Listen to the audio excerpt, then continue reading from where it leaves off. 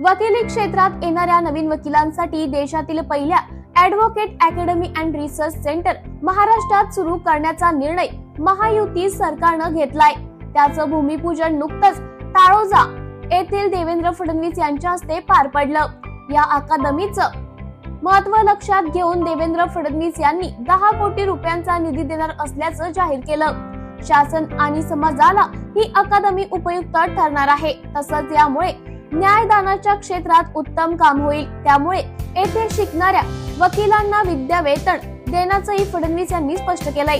चांगले कायदे बनवण्यासाठी या अकादमीची निश्चित मदत होईल। त्यासाठी महायुती सरकारनं हा निर्णय घेतलाय। वेगवान निर्णय, गतिमान सरकार। प्रबंधभूमी महाराष्ट्र न्यूज साठी ब्युरो टीम रिपोर्ट महाराष्ट्र।